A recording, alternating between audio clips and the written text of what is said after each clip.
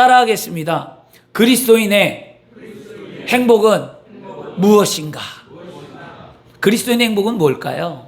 이게 오늘 제목이었어요. 그러면 우리 한번 인사할까요? 앞뒤 좌우 여러분들에게 올해도 주 안에서 행복한 삶을 살아갑시다.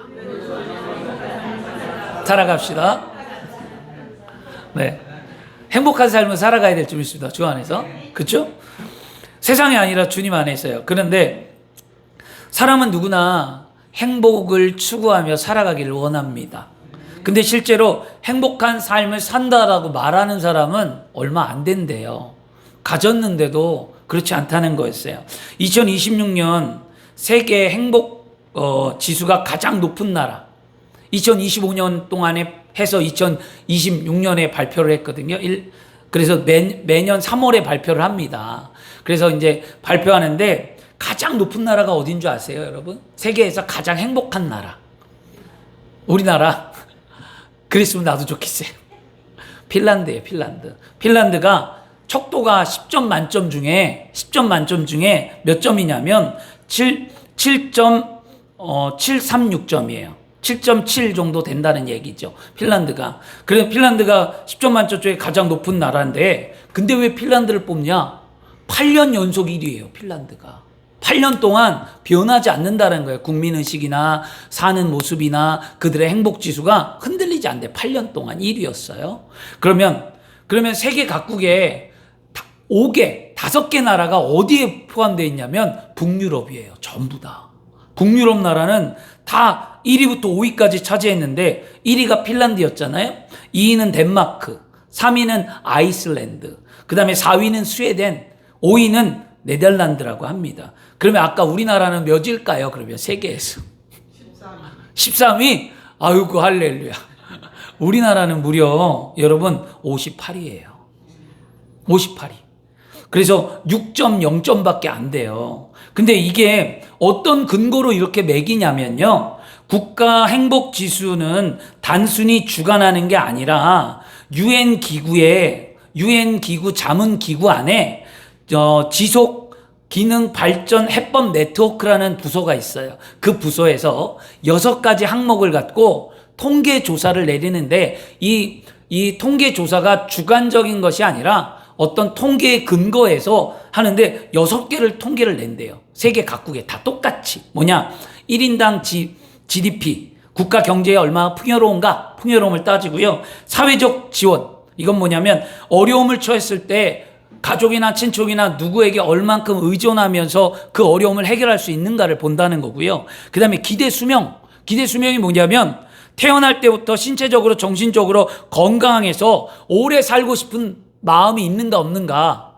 다 그러잖아. 아이고 빨리 죽어야지. 이런 사람들 속에서 기대하며 오래 살고 싶은 수명을 갖는 것을 말하고요. 그 다음에 인생의 선택의 자유라는 게 있습니다. 이건 뭐냐면 자신이 원하는 삶의 방향으로 잘 살아가고 있는가, 내가 선택한 인생인가를 따져보는 거고요. 그 다음에 관대함이 있대요. 관대함은 우리가 성경에서 말하는 뭐냐? 관용이에요. 관용은 뭐냐면 최근 한 달 동안에 자선단체에 기부하는 삶을 살아가고 있는가. 우리나라는 기부를 안 해요. 한 달 동안에. 근데 한 달 동안에 얼마나 많은 나눔을 하고 기부했는가를 평가하고요. 그 다음에 가장 심각한 문제, 우리나라의 가장 심각한 문제로 뽑는 거지만 세계에서도 이걸 가장 많이 봐요. 뭐냐? 부패의식. 뭐냐면 정부나 기업 내에 부패가 얼마나 만연해 있는지에 대한 국민들의 신뢰도를 평가하는 거예요. 이것만 보아도 지금까지 우리나라가 얼마나 어려운지를 좀 볼 수 있습니다. 왜냐하면 우리나라 58이에요. 이걸 다 더했을 때 6.0. 근데 더 심각한 건 뭐냐면 아시아에서 몇 등일까요? 그러면 세계에서 58이에요. 아시아 국가에서 과연 우리나라 몇 등일 것 같으세요, 여러분? 우리나라가 10개의 국가 가운데 아시아 10개의 국가를 토대로 했을 때 우리나라가 가장 경제 대국이라고 말하고, 우리나라가 일본이 아시아에서 제일 잘 살죠. 그 다음에 우리나라가 두 번째로 잘 산다고 얘기해요. 그럼 이 잘 사는 이 아시아 대국이었던 일본과 우리나라는 그러면 행복지수가 과연 국민 행복지수가 얼마나 될까요? 심각한 건 뭐냐면 우리나라가 아시아에서도요 뒤로 밀려갔고요. 10개 중에서 8번째 아시아에서. 그 놀랍죠. 그러면 아시아에서 1위가 어딜까요? 아시아에서 가장 행복하다고 말하는 나라가 대만이에요. 대만. 타이완 대만이 세계에서 27위, 아시아에선 1위 6.6점을 받았어요. 근데 더 안타까운 건 뭐냐면 동남아, 우리보다 한참 못 사는 나라 어디예요? 베트남, 태국이 우리보다 높아요.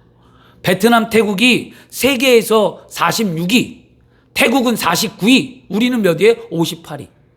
그런데 1년 전을 비교했을 때 이 베트남과 태국은 8개가 올라갔어요. 근데 우리는 오히려 4개가 내려갔어요. 이건 뭘 말하냐면 우리나라가 그만큼 살기가 어렵다는 거예요.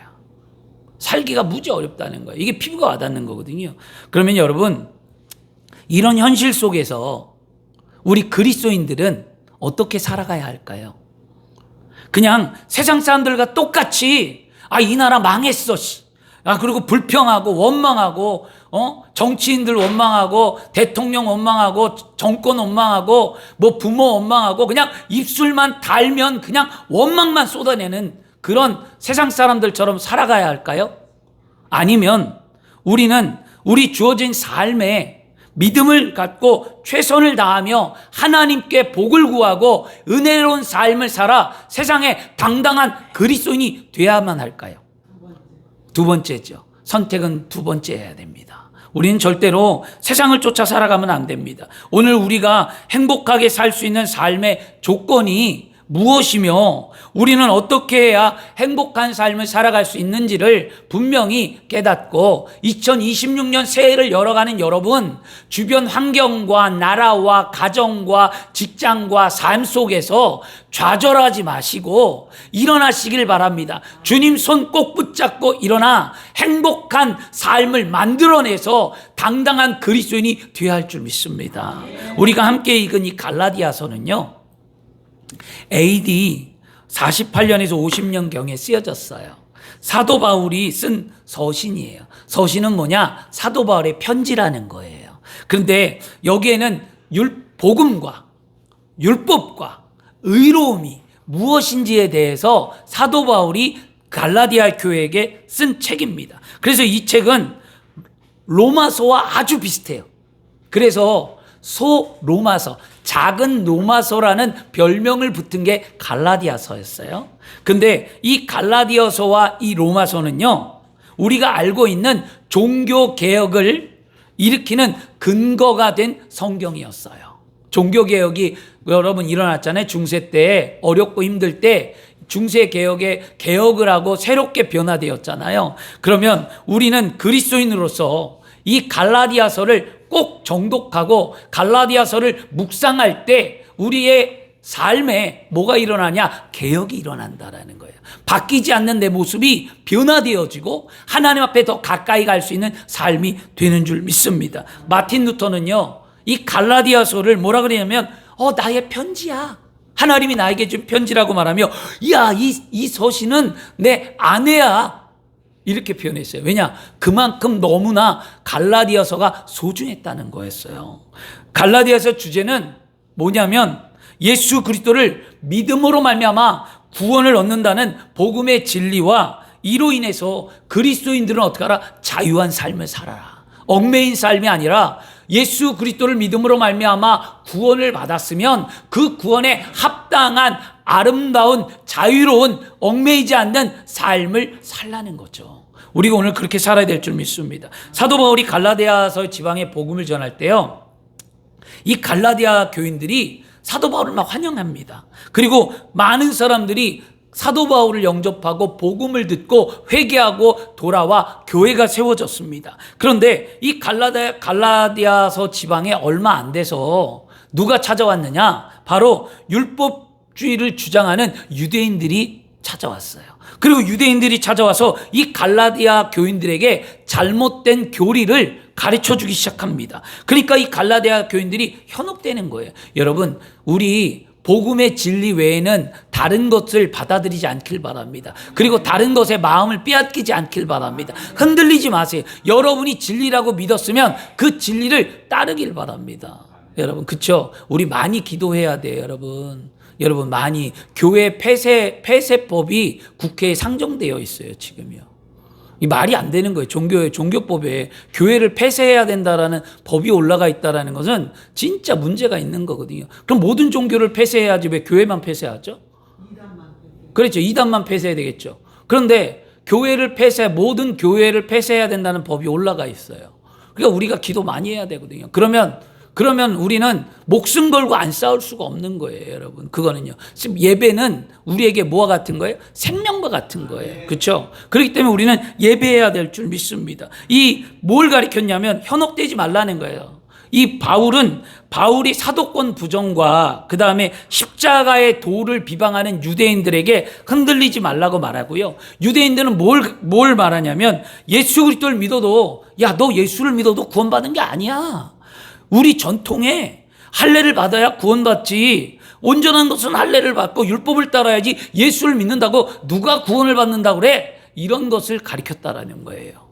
그 주장에서 교회가 혼란스럽고 그 다음에 위급함을 깨닫자 그들이 미혹되지 않기 위해서 사도 바울이 편지를 쓴 게 갈라디아서라는 거죠. 이 갈라디아서의 성경적인 배경을 알고 성경을 봐야 될 줄 믿습니다. 우리가 오늘 읽은 말씀 갈라디아서 2장 16절과 5장 1절이 갈라디아서를 전체를 요약하는 뭐예요? 말씀이에요. 핵심 말씀이에요. 이게 뭐냐면 2장 16절에 사람이 의롭게 되는 것은 율법의 행위로 말미암이 아니요 오직 예수 그리스도를 믿음으로 말미암은 줄 알미라. 우리도 그리스도로 예수를 믿으니 이는 우리가 율법의 행위로서가 아니고 그리스도를 믿음으로써 의롭다함을 얻으려 함이라. 율법의 행위로서는 의롭다함을 얻을 육체가 없다라고 사도 바울은 분명히 얘기하죠. 그리고 난 다음에 갈라디아서 5장 1절에는 그리스도께서 우리를 자유케 하시려고 자유를 주셨으니 그러므로 굳건하게 서서 다시는 종의 멍에를 매지 말라라고 말하고 있잖아요.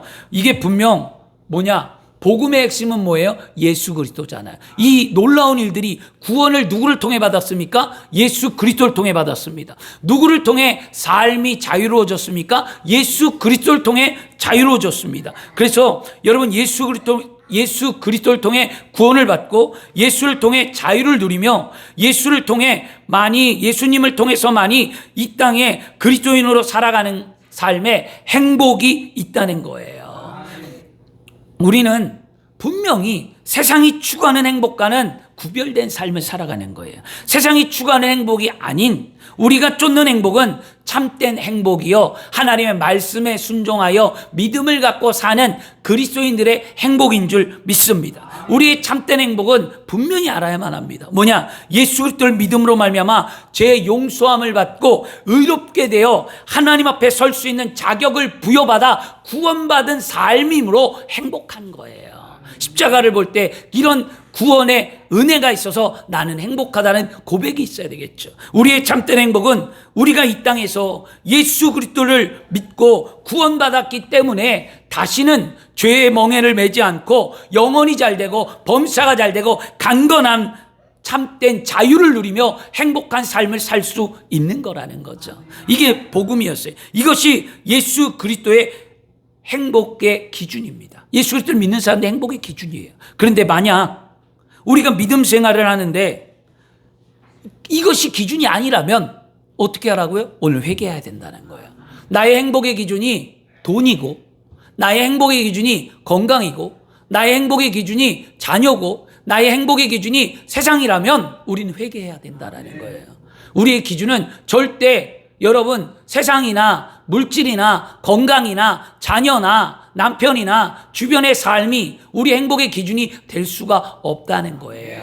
여러분 세계 기구에서 말하는 행복 지수는 세상의 기준이잖아요. 그 기준에 맞춰서 우리가 행복의 삶을 추구한다면 우리 그리스도인으로서 신앙을 잘못 가고 있는 거예요. 우리의 행복의 기준은 오직 예수 그리스도라는 거죠. 여러분 이 나라 망하지 않습니다. 이 나라 어렵다 하더라도 아직도 하나님의 주권과 섭리가 있는 나라입니다. 그러므로 우리는 하나님 앞에 믿음을 갖고 간구하고 부르짖어서 이 나라를 살리고 하나님 앞에 복된 나라, 아름다운 나라, 예수 그리스도를 믿고 하나가 되는 나라, 민족이 하나가 되기 위해 기도해야 된다라는 거예요. 하나님은 당을 짓지 말라고 그랬습니다. 갈라치지 말라고 그랬습니다. 예수 자기의 색깔은 다 있겠죠. 저도 얘기합니다. 목사님 쭉 얘기하는데 어떤 분이 막 저한테 정치 얘기를 했어요.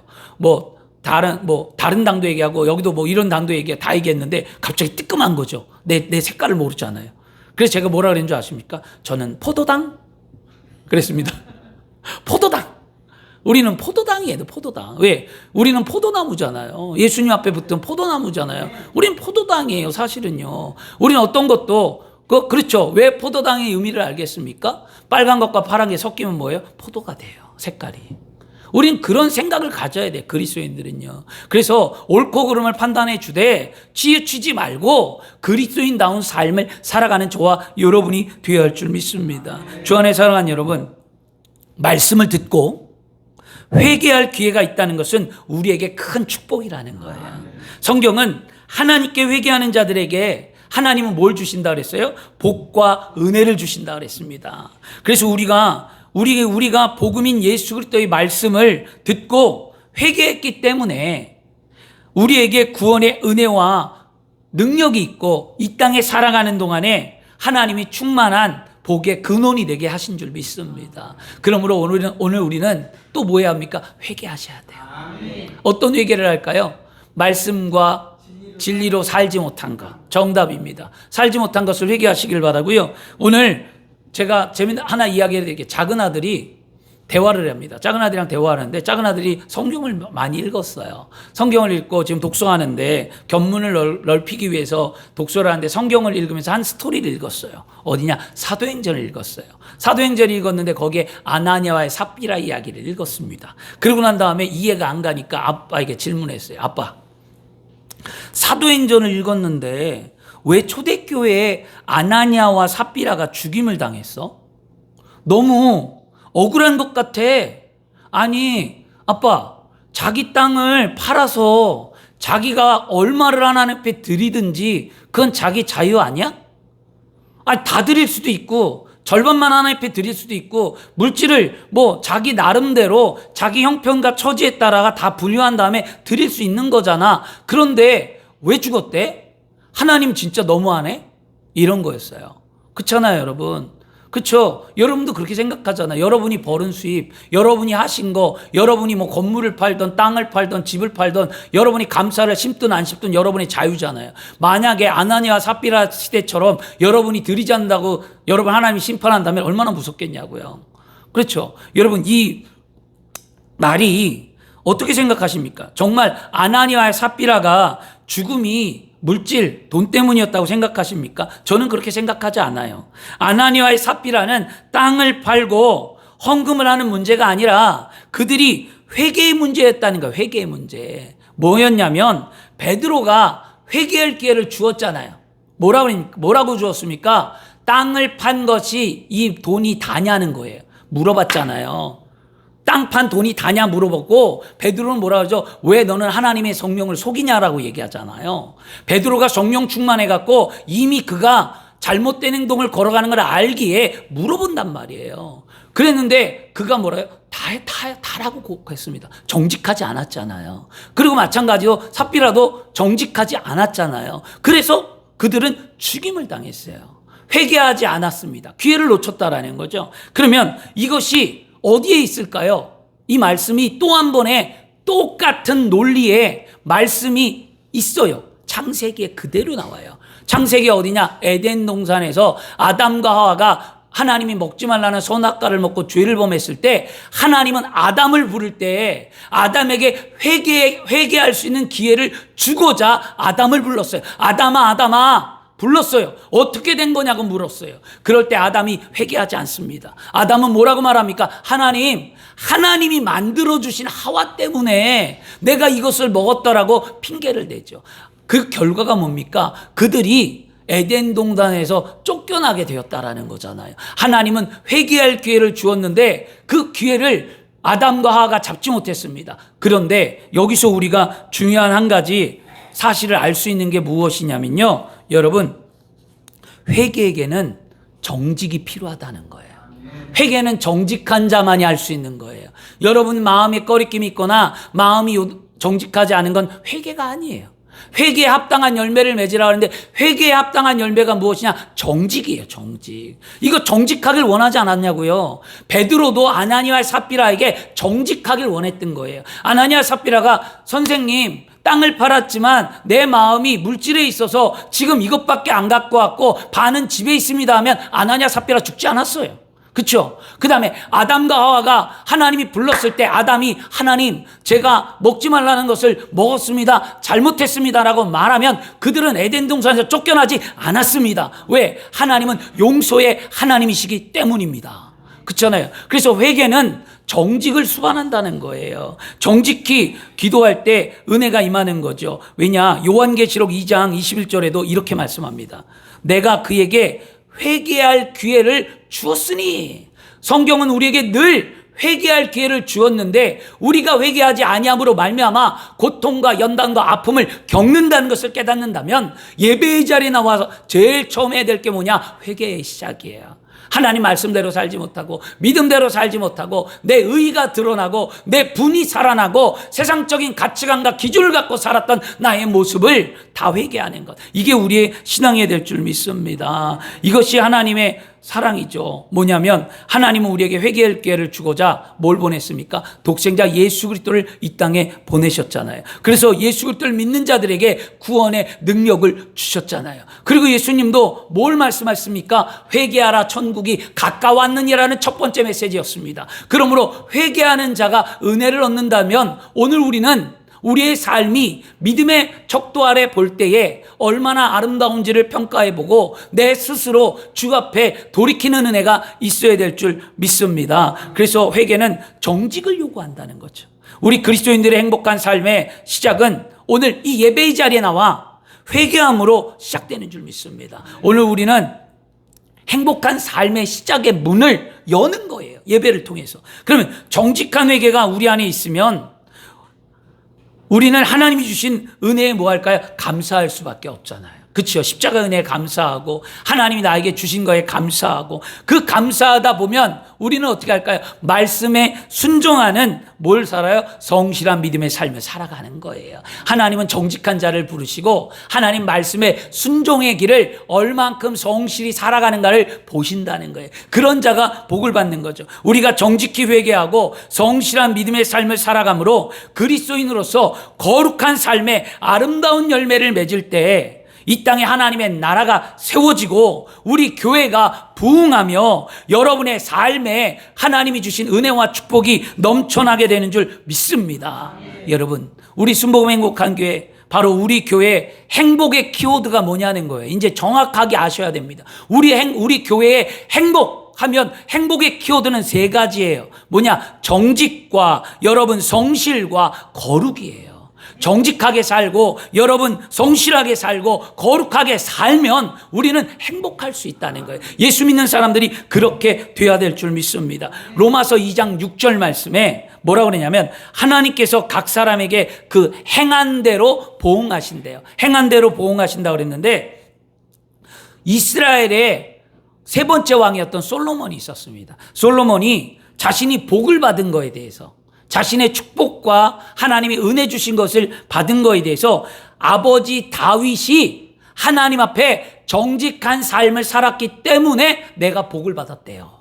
여러분이 정직하게 살고 하나님 보시기에 의롭게 살아야 누가 잘 돼요? 자녀가 잘 되는 거예요. 여러분, 돈 물려주지 못하고 자녀들에게 아무것도 주지 못하고 가르치지도 못했고 입히지도 못했고 아무것도 못해도 괜찮습니다. 여러분이 믿음 안에서 정직하게 살아가고 열심히 기도하고 하나님을 섬기는 모습을 보이면 자녀는 반드시 복을 받게 된 줄 믿습니다. 하나님 앞에 헛되게 신앙생활 하지 마시고요. 여러분이 바라보고 꿈꾸고 소망하며 믿음의 삶을 살길 바랍니다. 열왕기상 3장 6절에 솔로몬이 이렇게 고백했어요.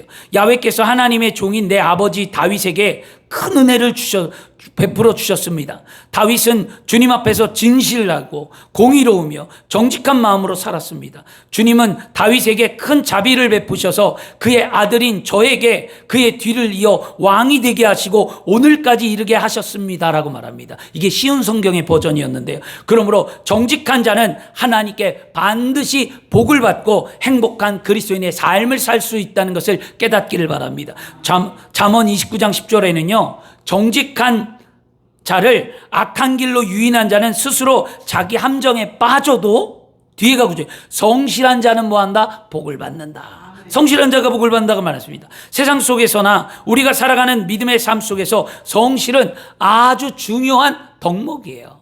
세상이나 우리나 성실한 자를 다 사용한다는 거예요. 그러므로 성실한 삶은 반드시 행복한 삶을 만들어준다는 것을 잊지 말고 매사에 성실한 삶을 살아가길 바랍니다. 믿음도 성실하고 세상의 직장이나 세상의 삶이나 이런 것도 성실하고 남편으로 성실하고 아내로 성실하고 여러분 부모로 성실하고 자녀로 성실하고 여러분 맡은 본분에 성실해서 삶을 살아야 될 줄 믿습니다. 핑계대지 말고 여러분 그거 안 하려고 이리저리 빠지지 말고 성실하게 열심히 힘들어도 내가 힘들면 다른 사람도 힘든 거예요. 내가 안 하면 다른 사람이 2배로 해야 된다는 것을 생각해야만 합니다. 이거 생각하지 못하면 어리석은 자예요. 직장 다니는데 어떤 청년이 직장에 연차라는 게 있잖아요. 그 연차를 매일 찾아 먹고 그 다음에 연차 찾아 먹고 또 하루 더 쉬고 막 이렇게 하는 거예요. 결국 직장에서 어떻게 잘렸어요.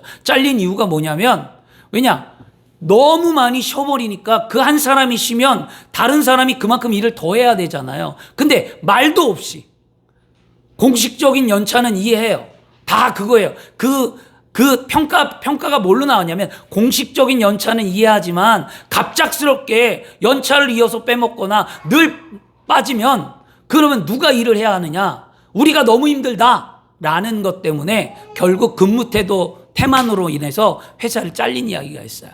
여러분, 우리는 세상도 이렇게 성실하지 않는 자를 쓰지 않는데 하물며 하나님은 무엇을 보겠냐고요. 믿음의 성실, 기도의 성실, 봉사의 성실, 물질의 성실, 여러분 전도의 성실, 여러분이 믿음의 삶 가운데 최선을 다하는 성실한 삶의 보기를 원하신다는 거죠. 오늘도 성실히 돌아서기를 바랍니다. 그리고 난 다음에 베드로전서 1장 16절에 내가 거룩하니 너희도 뭐다? 거룩할지라고 말하는데 이 말은 레위기 11장에 있는 말씀이었어요. 하나님 이건 뭐냐? 하나님의 성품이에요. 세상 사람들이 하나님이 어디 있냐고 말할 때 우리는 우리의 거룩함을 통하여 하나님의 성품을 드러내며 하나님은 이와 같이 거룩한 자라고 만들어야 될 줄 믿습니다. 그래서 여러분들은 거룩한 삶의 열매를 맺는 삶을 살아야 됩니다. 그러면 이제 적용을 한번 해볼 건데 그러면 우리는 이렇게 여러분 그리스도인의 삶에서 행복하고 믿음의 삶을 살아가려면 어떻게 해야 되는 거예요? 정직하게 살고 여러분 정직하게 살고 성실하게 살고 거룩하게 살려면 어떻게 해야 할까요? 그렇게 살아서 우리가 행복을 누리려면 어떻게 해야 할까요? 어떻게 해야 하냐? 첫째는 뭐냐면 우리는 행복을 위해서는요 하나님께 영광을 돌리는 삶과 더불어 날마다 영혼의 양식인 말씀을 먹어야 된다는 거예요. 말씀을 이게 뭐냐면 고린도전서 10장 31절에 그런즉 너희가 먹든지 마시든지 무엇을 하든지 다 하나님께 영광이 되게 하라. 그러니까 나의 삶이 얼마나 중요한지 아시겠습니까? 내 하는 행동과 내 하는 말과 내 하는 것이 하나님 앞에 부끄럽다면 하지 말아야 돼요. 아 이렇게 하면 안 되잖아요. 사람이 물어보잖아요. 아 예수 믿는데 왜 그래? 그러면 얼마나 부끄럽겠냐고요.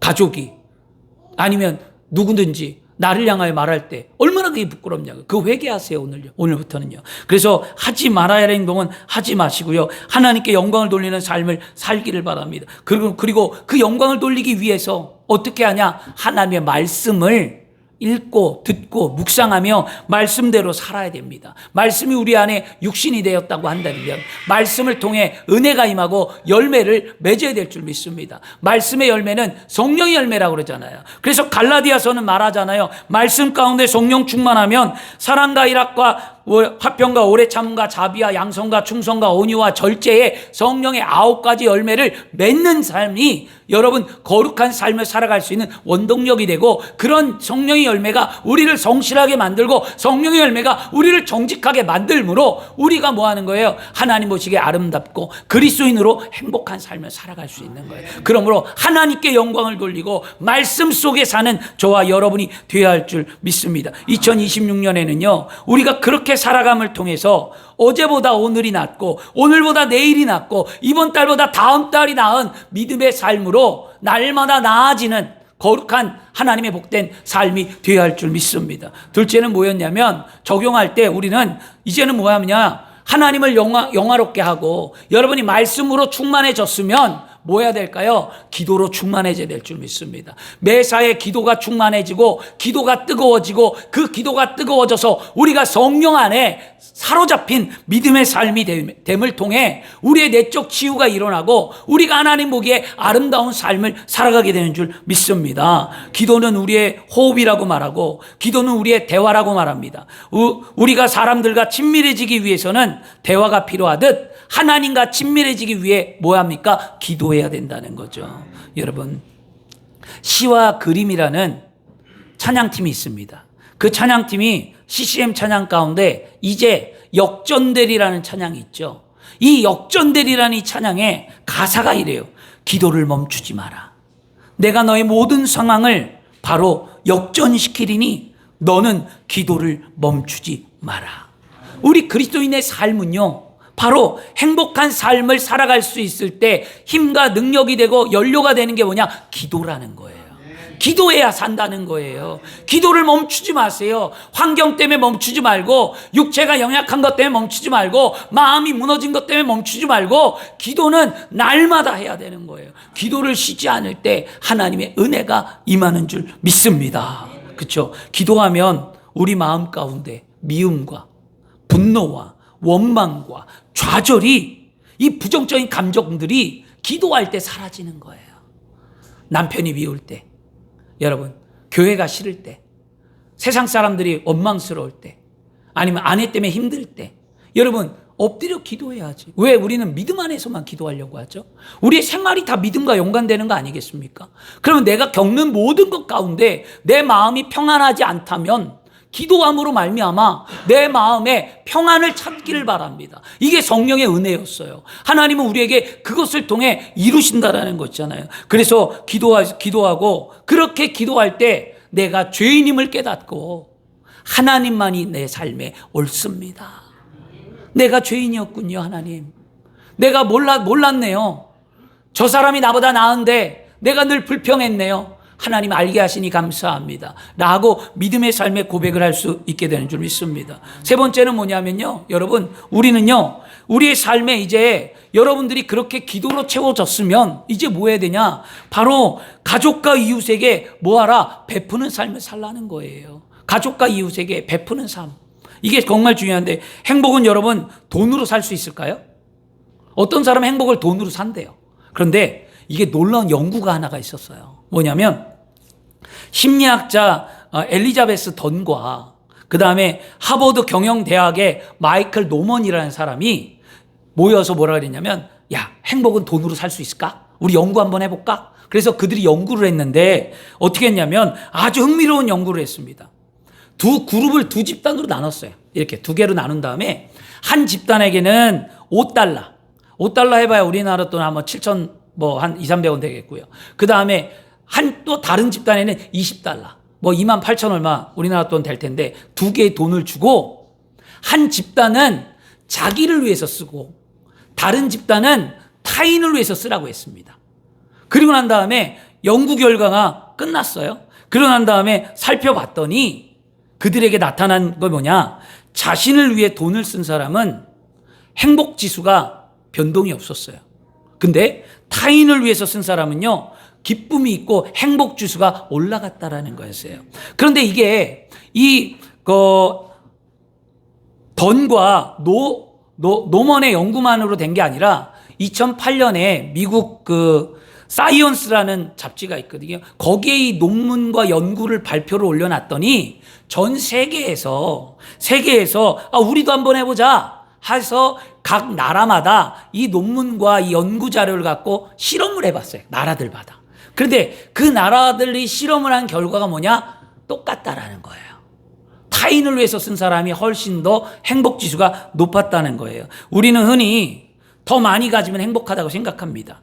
그래서 더 많이 받고 더 많이 누리기를 노력합니다. 하지만 이런 마음에 쉽게 가지려고 하는 자에게는 비교의식이 생기고요.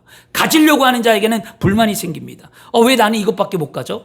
저 사람은 저렇게 많이 가졌는데? 왜 나는 이거밖에 못 누려? 저 사람은 더 많이 누리는데? 이렇게 우리는 불평한다는 거죠. 만족감이 없다는 거예요. 근데 반면 누군가에게 주기만 하는 사람은요, 주는 순간 마음이 따뜻해져 온대요. 그리고 작은 선물을 건넬 때 웃음꽃이 핀다는 거예요. 그래서 여러분, 항상 여러분 매사에 기쁨을 나누는 삶을 살아야 될 줄 믿습니다. 그래서 여러분, 시간을 내어주는 것, 이것도 주는 거예요. 들어주는 거, 안부를 건네는 거, 경험을 나누는 거, 이거 다 베푸는 행동이거든요. 내가 시간이 있어서 면담합니까? 어떤 사람은 그래요. 목사님 시간 많죠? 나랑 면담하세요. 제가 시간이 많아서 면담하겠습니까?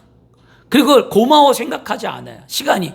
그런 사람들도 있습니다. 그래서 내가 시간을 내는 건 베푸는 행동이라는 거죠. 그리고 들어주는 거. 상대방의 이야기를 들어주는 게 얼마나 힘들어요. 부정적인 얘기 백날 들어봐요. 여러분, 술 주사 가운데 했든 말도 하고 이건 주사에 변함이 없는 거예요.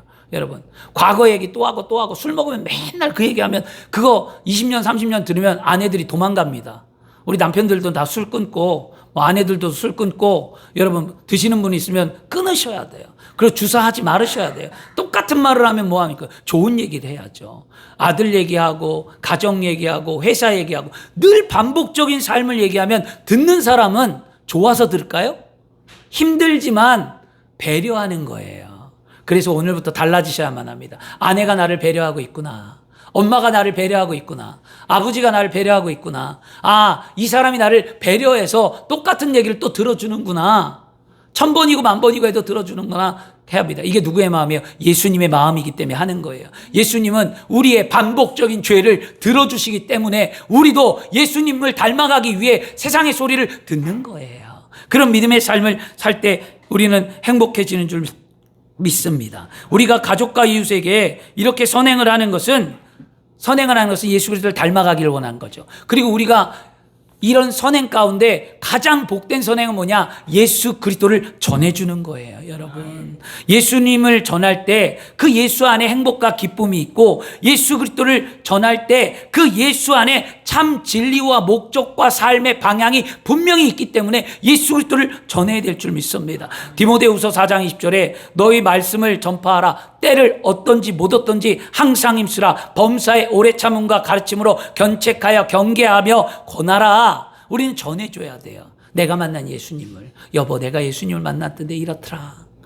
남편이 예수 안 믿을 때 여보, 내가 오늘 교회 가서 말씀을 들었는데 예수님이 이런 분이래. 당신도 믿을까? 이런 거. 친구나 누구에게 안부 전화할 때 어떻게 지내냐고 물어보고 내가 예수님 앞에 기도했더니 그런 마음이 있어서 전화한 거야. 예수님을 전해주는 이런 삶이 되어야 할 줄 믿습니다. 말씀 마치겠습니다. 우리가 추구하는 참된 행복은 분명 세상과 뭐다? 다르다. 우리가 참된 행복은 예수 그리스도를 믿음으로 말미암아 죄 용서함을 받고 의롭게 되어 하나님 앞에 설 수 있는 자격을 부여받고 구원받았다는 사실이 나의 참된 기쁨이요 참된 행복이다. 그러면 더 나아가 우리는 예수 그리스도 안에서 구원받았기 때문에 다시는 죄의 멍에를 매지 아니하며 우리는 영혼이 잘 되고 범사가 잘 되고 강건한 행복 가운데 자유자로서 살아가는 삶이 우리의 행복이라는 겁니다. 그럼 이 행복을 우리가 누릴 수 있는 기회가 뭐냐?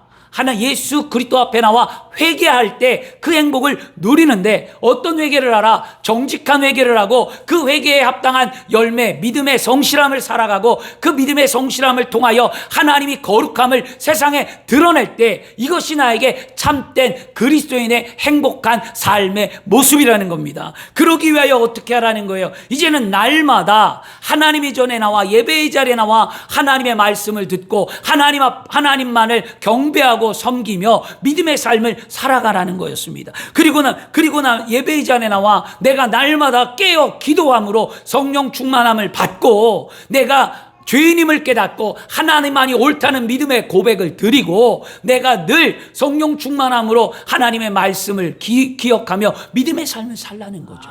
그리고 우리가 그렇게 변화되었으면 이제는 세상에 나가 빛과 소금의 역할을 감당하라는 하나님의 말씀처럼 세상에 하나님의 성품인 거룩을 드러내는 삶을 살고 세상에 증거되는 삶을 통해서 죽어가는 영혼을 하나님께로 이끄는 삶을 살아갈 때 우리는 뭐하다는 거예요? 행복하다는 거예요.